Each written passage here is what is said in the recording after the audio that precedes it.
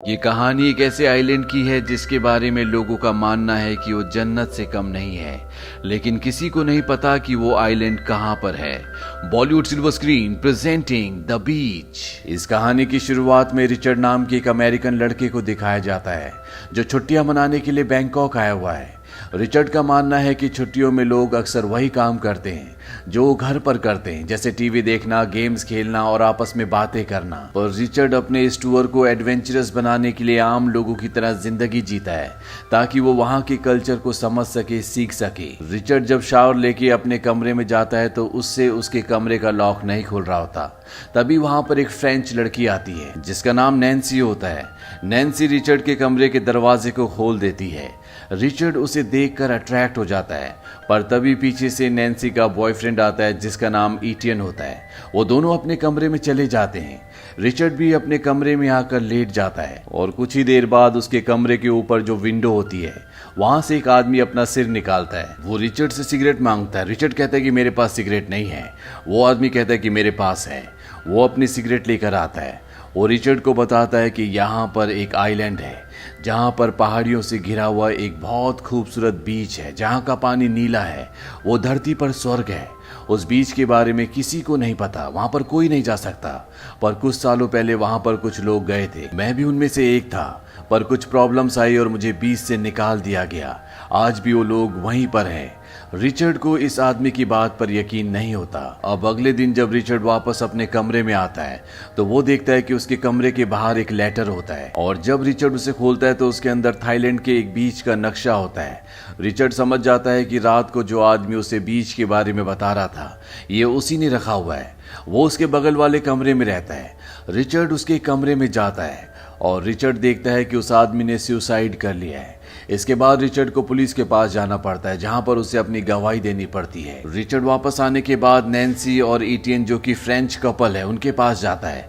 उन्हें वो नक्शा दिखाता है। वो कहता है कि कमरे में तुम्हें कोई भी एडवेंचर नहीं मिलेगा, अगर तुम्हें एडवेंचर चाहिए तो तुम मेरे साथ चलो। वो उन्हें उस आइलैंड का नक्शा दिखाता है और ये दोनों भी रिचर्ड के साथ जाने के लिए तैयार हो जाते हैं। इटियन पूरे सफर का अरेंजमेंट करता है और लगातार 24 घंटे ट्रैवल करने के बाद ये एक बीच तक पहुंच जाते हैं। यहाँ से आगे इन्हें बोट तक जाना पड़ेगा, तभी ये उस टापू तक पहुंच सकते हैं। रिचर्ड जब अपने कॉटेज में जा रहा होता है तो उसकी चाबी खो गई होती है, इसीलिए उसका दरवाजा नहीं खुलता। उसके बगल वाले कॉटेज के बाहर दो लड़के बैठे होते हैं और रिचर्ड को अपने पास बुला लेते हैं और उसे बताते हैं कि यहाँ पर एक कहानी बहुत फेमस है। कहा जाता है कि यहाँ थाईलैंड में एक ऐसा बीच है जो जन्नत की तरह खूबसूरत है। वहाँ का पानी नीला है, वहाँ की रेत बहुत साफ है और चारों तरफ नारियल से भरे हुए पेड़ हैं। अगर हमें वहां का रास्ता पता होता तो हम वहां पर जरूर जाते और किसी को रास्ता नहीं बताते, क्योंकि हम नहीं चाहते कि ऐसी खूबसूरत जगह पर लोगों की भीड़ लग जाए। रिचर्ड समझ जाता है कि ये लोग उसी जगह की बात कर रहे हैं जहां पर ये तीनों जा रहे हैं। अगली सुबह रिचर्ड के पास जो नक्शा होता है वो उसकी एक कॉपी बनाता है और उन दोनों लड़कों के कमरे के दरवाजे के नीचे छोड़कर वहां से निकल जाता है। इसके दो कारण होते हैं, एक तो चाहता था कि ये लोग भी वहां पर पहुंच जाए और दूसरा जहां पर ये लोग जा रहे हैं उस जगह के बारे में किसी को नहीं पता होता, इसीलिए कम से कम कोई तो हो जिन्हें पता हो कि रिचर्ड और उसके दोस्त कहां गए हैं। अब रिचर्ड, नैन्सी, इटियन तीनों की तीनों बोट से एक टापू तक पहुंच जाते हैं, पर ये वो टापू नहीं होता जहां पर इन्हें पहुंचना है, क्योंकि उस टापू तक कोई भी बोट वाला नहीं जाना चाहता। ये एक रात इसी टापू पर गुजारते हैं और अगली सुबह ये फैसला करते हैं कि ये तैर कर उस टापू तक पहुंच जाएंगे जो कि यहाँ से लगभग 1 किलोमीटर की दूरी पर होता है। ये तीनों की तीनों तैरना शुरू करते हैं और कुछ ही देर बाद ये उस टापू तक पहुंच जाते हैं। टापू पर पहुंचने के बाद ये झाड़ियों से होते हुए आगे पहुंचते हैं जहां पर ये देखते हैं कि भांग की बहुत बड़ी खेती होती है, जिसे देखकर ये बहुत खुश हो जाते हैं क्योंकि इन नशीले पौधों की कीमत बहुत ज्यादा होती है। तभी रिचर्ड देखता है कि पेड़ पर एक बंदर है और जब वो उसके नीचे देखता है तो वहां पर एक आदमी सोया हुआ होता है जिसके पास गन भी होती है। बंदर जब रिचर्ड को देखता है तो वो अपने मालिक को उठा देता है, पर तब तक रिचर्ड नैन्सी और इटियन तक पहुंच चुका होता है। ये तीनों की तीनों भांग के पौधों के नीचे छुप जाते हैं। यहाँ पर और भी बहुत सारे लोग होते हैं जिन सब के पास हथियार होते हैं। दरअसल ये सब के सब यहाँ पर नशीले पदार्थों की खेती करते हैं जो कि इलीगल है। अब ये सब के सब इन तीनों को ढूंढना शुरू कर देते हैं। ये तीनों के तीनों जमीन पर घिसटते हुए यहाँ से आगे बढ़ जाते हैं और कुछ ही दूर जाने के बाद इनका रास्ता खत्म हो जाता है, क्योंकि यहाँ पर एक बहुत ही ऊंचा झरना होता है जिससे कूदने का मतलब शायद मौत भी हो सकता है, क्योंकि इतनी ऊंचाई से कूदने पर अगर पानी में गहराई नहीं हुई तो जमीन से टकराने से इनकी मृत्यु भी हो सकती है। रिचर्ड और इटियन आपस में लड़ना शुरू कर देते हैं, पर तभी नैन्सी इन दोनों के बीच से पानी में कूद जाती है और इसके बाद एक एक करके ये भी पानी में कूद जाते हैं।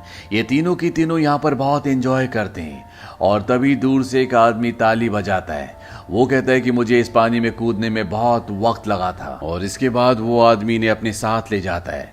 ये सब के सब एक छोटी सी बस्ती में पहुंच जाते हैं जो सब के सब यात्रियों ने बसाई होती है, जो यहाँ पर घूमने के लिए नहीं आए बल्कि हमेशा के लिए यहाँ पर रहने के लिए आए हुए हैं। ये बहुत ही खूबसूरत जगह होती है जहाँ पर कोई टेक्नोलॉजी नहीं होती। यहाँ पर लोगों के पास ना मोबाइल है, ना टीवी है, ना इंटरनेट है, ना ही कोई ऑफिस जाता है, ना किसी तरह का कोई काम करता है। सिर्फ यहाँ पर लोग अपना पेट भरने के लिए काम करते हैं। जिस तरह से ईश्वर ने इंसान को बनाया था, यहाँ पर इंसान ठीक उसी तरह से है। यहाँ इन सब की जो लीडर होती है उसका नाम साल होता है। अब इन तीनों को साल के पास ले जाया जाता है। साल इन तीनों से पूछती कि तुम्हें मैप किसने दिया। रिचर्ड बताता है कि मेरे पास वाले रूम में एक आदमी था जिसका नाम डेफी था, उसी ने मुझे मैप दिया, पर अब वो इस दुनिया में नहीं रहा। साल उसे बताती है कि उसी ने इस जगह की खोज की थी, पर बाद में वो डिप्रेस हो गया। साल इन तीनों से पूछती है कि तुमने इस जगह के बारे में, इस मैप के बारे में किसी को बताया है। ये तीनों मना कर देते कि हमने इस बारे में किसी को नहीं बताया, जबकि रिचर्ड ने इस मैप की कॉपी 2 लड़कों के कमरे के बाहर रख दी थी। साल इस मैप की कॉपी को जला देती है जो रिचर्ड के पास होती है। वो कहती है कि हम नहीं चाहते कि कोई भी बाहर की दुनिया से यहाँ पर आए। अगले दिन ये सब के सब यहाँ के बीच पर जाते हैं। ये बीच चारों तरफ से चट्टानों से घिरा होता है। यहाँ का पानी इतना साफ होता है मानो आईना हो। रिचर्ड इस जगह को देखकर वहीं पर स्तब्ध होकर बैठ जाता है। वो हैरानी से चारों तरफ देख रहा होता है, क्योंकि उसने धरती पर इससे खूबसूरत जगह कभी नहीं देखी। ये सच में धरती का एक स्वर्ग है। अब यहाँ पर इनके दिन बीतना शुरू हो जाते हैं, जहाँ पर ये पुराने तौर तरीकों से मछलियाँ पकड़ते हैं, अलग अलग तरह की गेम्स खेलते हैं। यहाँ पर हर तरह की आज़ादी होती है, कोई भी रूल्स नहीं होते। जब भी इन्हें शहर से कुछ चाहिए होता है तो यहाँ से मैरिजुआना, जो कि एक नशीला पदार्थ है जिसकी खेती ये खुद करते हैं, उसे ये शहर ले जाते हैं और उसके बदले ये अपनी जरूरत की चीजों को ले आते हैं। साली ने ये भी बताती है कि यहाँ के जो स्थानीय किसान हैं वो शुरू में इस जगह आए थे, पर उन्होंने हमसे कहा कि तुम इस जगह रह सकते हो, बाहर से यहाँ पर कोई भी और नहीं आना चाहिए। हम उन लोगों के इलाके में नहीं जाते और वो इस जगह पर नहीं आते। वहीं रिचर्ड नैन्सी को बहुत ज्यादा पसंद करता है। वो इनडायरेक्टली उसे कहता भी है, पर वो जानता है कि नैन्सी और इटियन एक दूसरे से प्यार करते हैं। वो दोनों गर्लफ्रेंड बॉयफ्रेंड है। एक रात को नैन्सी रिचर्ड को अपने साथ बीच पर चलने के लिए कहती है और वो उसे बताती है कि वो भी उसे बहुत पसंद करती है। ये दोनों एक दूसरे के साथ मेकआउट करते हैं। अगले दिन इटियन को ये बात पता चल जाती है, इसीलिए वो रिचर्ड से लड़ता है। साथ ही साथ वो नैन्सी से ब्रेकअप भी कर लेता है। नैन्सी से ब्रेकअप के बाद अब रिचर्ड और नैन्सी दोनों एक साथ हैं। एक दिन यहाँ पर बारिश हो रही होती है। बारिश में मछली पकड़ना बहुत मुश्किल होता है। कोई भी समंदर के अंदर नहीं जाना चाहता, पर रिचर्ड अकेला ही समंदर के अंदर चला जाता है और कुछ ही देर बाद वो देखता है कि बीच से सब उसको हाथ हिला रहे हैं। उसे कुछ समझ नहीं आता और जैसे वो पीछे देखता है तो वहां से एक शार्क उसी की तरफ आ रही होती है। रिचर्ड को लगता है कि उसकी जिंदगी अब खत्म हो चुकी है, पर अगले पल उसे एहसास होता है कि हार मानने से कुछ नहीं होगा। उसे अपनी आखिरी सांस तक लड़ना होगा। उसके पास जो चाकू होता है उससे वो शार्क पर हमला करता है और उस शार्क को मार देता है। इस बहादुरी के कारनामे के बाद यहाँ इस टापू पर जितने भी लोग होते हैं वो सब के सब रिचर्ड की बहुत वाहवाही करते हैं। वो एक तरह से उनके बीच में हीरो बन जाता है। अब यहाँ पर इनके पास जितना भी राइस होता है वो सब का सब सड़ जाता है। इसीलिए यहाँ पर जो इनकी लीडर होती है जिसका नाम साल है, वो रिचर्ड को कहती है कि तुम मेरे साथ शहर चलोगे ताकि हम जरूरत का सामान वहां से ला सके। यहाँ पर सब के सब लोग अपनी जरूरत की चीजें रिचर्ड को लिखवाते हैं। रिचर्ड साल के साथ शहर चला जाता है। शहर पहुंचने के बाद रिचर्ड को एहसास होता है कि वो किस जन्नत से यहाँ पर आया है। शहर में चारों तरफ शोर है, नशा है, लड़ाई झगड़ा है। इसीलिए वो जल्द से जल्द वापस वापस अपनी जन्नत में जाना चाहता है। उसे एक बात का एहसास और होता है कि क्यों उस आइलैंड को लोगों से बचाकर छुपा कर रखने की जरूरत है, क्योंकि सबको उस आइलैंड के बारे में पता लग गया तो वो जगह भी इसी जगह की तरह हो जाएगी। अब रात को रिचर्ड और साल जब एक बार में होते हैं तभी वो दो लड़के आते हैं जिन्हें रिचर्ड ने मैप दिया था। उनके साथ कुछ और लोग भी होते हैं और वो रिचर्ड को कहते हैं कि तुमने हमें उस जन्नत का नक्शा दिया, हम बहुत जल्द उस जगह जाने वाले हैं। रिचर्ड कहता है कि वो एक मजाक था, वहां पर कोई भी ऐसा आइलैंड नहीं है, वो सिर्फ एक कहानी है। पर वो लोग उसकी बातों पर यकीन नहीं करना चाहते।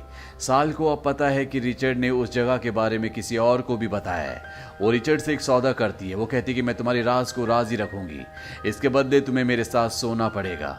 रिचर्ड को साल के साथ मेकआउट करना पड़ता है और अगली सुबह सारा सामान लेकर वापस ये एक बार फिर से आइलैंड में पहुंच जाते हैं, जहां सब कुछ पहले की तरह नॉर्मल चलना शुरू हो जाता है।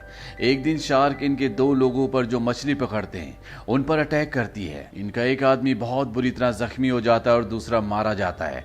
जो जख्मी होता है उसकी हालत ऐसी नहीं होती कि वो शहर तक पहुंच सके और साल डॉक्टर को यहाँ पर आने की अनुमति नहीं देती, क्योंकि वो नहीं चाहती कि इस जगह का राज दुनिया के सामने खुले।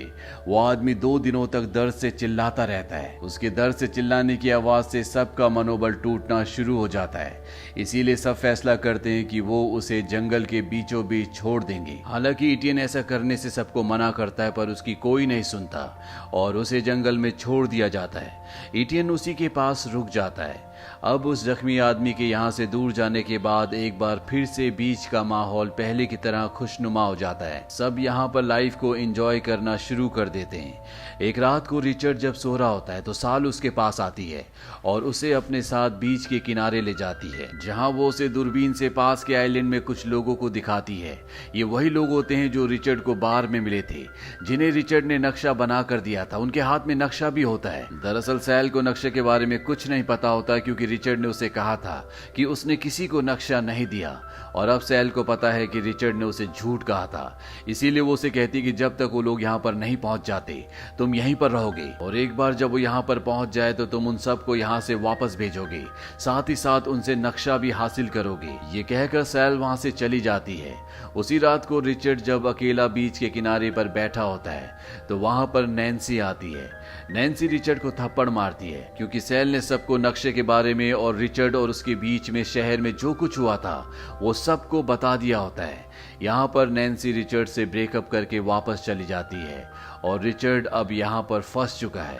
वो वापस अपने लोगों के पास नहीं जा सकता। उसे यहाँ पर उन लोगों का इंतजार करना होगा जो दूसरे टापू से यहाँ पर आने वाले हैं, ताकि वो उनसे नक्शा हासिल करे, साथ ही साथ उन्हें वापस भेज दे। अब रिचर्ड भूखा प्यासा उन लोगों का यहाँ पर इंतजार करना शुरू कर देता है। अगले 2-3 दिनों तक वो उसी टापू पर रहते हैं। रिचर्ड को धीरे धीरे हेल्यूसिनेशन होना शुरू हो जाते हैं। उसे भ्रम होता है, उसे अलग अलग चीजें दिखती है और उसकी दिमागी हालत अब धीरे धीरे खराब हो रही है। कुछ दिनों के बाद वो लोग उस टापू से इस टापू पर आना शुरू करते हैं और जैसे ही वो इस टापू पर पहुंचते हैं तो वो देखते हैं कि वहां पर भांग की एक बहुत बड़ी खेती होती है, जिसे देखकर वो सब खुश हो जाते हैं। तभी उनके सामने वो किसान आ जाते हैं जिन्होंने ये खेती की है। वो इन चारों लोगों को मार देते हैं। रिचर्ड सब कुछ अपनी आंखों से देख रहा होता है, पर इससे पहले कि रिचर्ड यहाँ से निकल पाता उन्हीं किसानों में से एक किसान रिचर्ड को देख लेता है। वो रिचर्ड का पीछा भी करता है, पर तभी उसका पैर जानवर पकड़ने के एक ट्रैप पर पड़ जाता है, जिससे वो जख्मी हो जाता है। रिचर्ड झरने से कूदकर वापस अपने लोगों के पास पहुंच जाता है, जहां पर सब लोग नाच गा रहे होते हैं, मस्ती कर रहे होते हैं। रिचर्ड उनके सामने नहीं आता, वो सीधा नैन्सी और इटियन के पास जाता है। इटियन अभी भी उस आदमी के साथ होता है जिसका पैर शार्क ने जख्मी कर दिया था। वो आदमी अब मरने वाला है। रिचर्ड नैन्सी और इटियन को बताता है कि हमें यहाँ से जल्द निकलना होगा, हमारी वजह से यहाँ पर और भी लोग आ रहे हैं। आज 4 लोग आए थे जिन्हें यहाँ के किसानों ने मार दिया।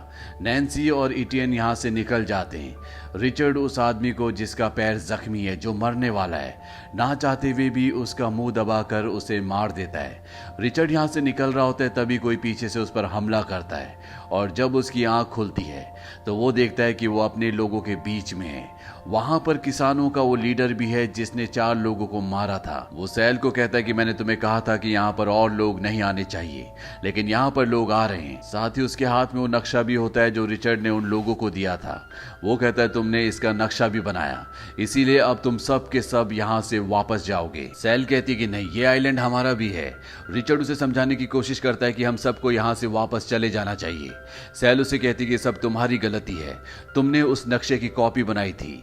और फार्मर्स का लीडर जब ये सुनता है तो सैल को एक गन देता है जिसमें वो एक बुलेट डालता है और कहता है कि तुम्हें रिचर्ड को इससे मारना होगा।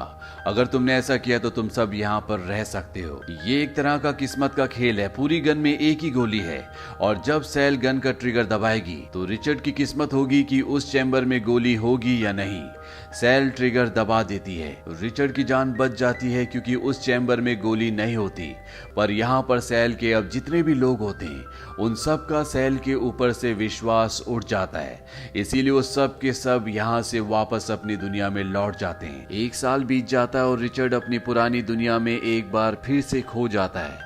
पर उसने अपनी जिंदगी के सबसे बेहतरीन दिन उसी आइलैंड पर बिताए थे। उसका एहसास आज भी उसके दिल में है।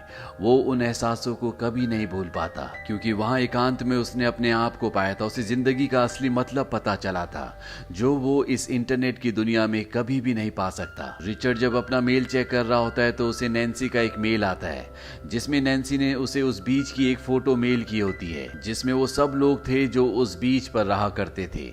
इसी के साथ ये कहानी यहीं पर खत्म हो जाती है। इस कहानी के जरिए हमें समझाने की कोशिश की गई है कि जिस भागा दौड़ी और इंटरनेट की जिंदगी को हम जीते हैं असल में वो जिंदगी नहीं है। जिंदगी एकांत में है, अपने आप को समझने में है और ईश्वर की बनाई हुई हर एक चीज को महसूस करने में है। तो ये थी पूरी कहानी फिल्म द बीच की। ये फिल्म ईयर 2000 में रिलीज हुई थी।